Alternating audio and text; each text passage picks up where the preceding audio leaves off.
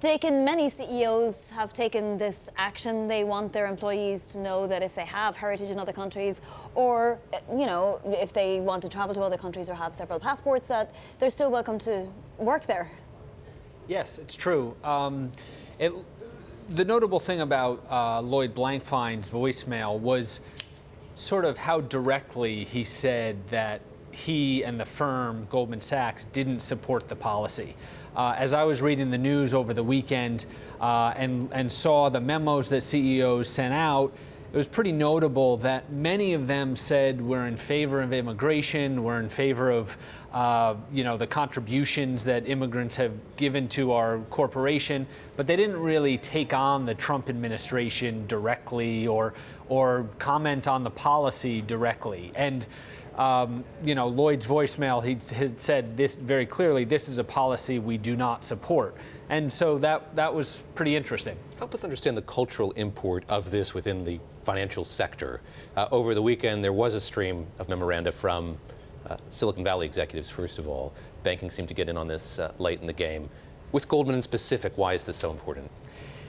It's a good question, and I'm not privy to Lloyd's what he was thinking when he did this, but one thing with the tech CEOs, they have many employees who are affected. I think in Google's case, a couple of them were actually caught in the airports, so they were sort of driven to respond a little quicker than Wall Street was. But in the last few years, Wall Street has been competing very closely with technology and other sectors, but really with Silicon Valley, over talent, over talent for people. And so one aspect of this is sort of positioning yourself as, hey, this is not something we're going to stand for.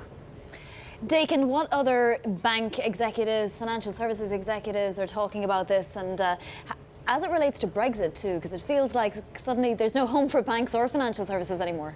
It's true.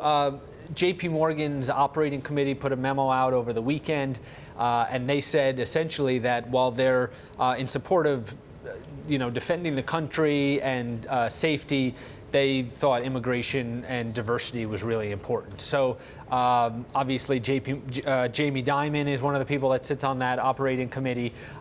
He's been outspoken in favor of immigration in the past. Wells Fargo and Morgan Stanley had memos out that essentially said we're looking at how this affects our employees. They didn't take on the policy directly.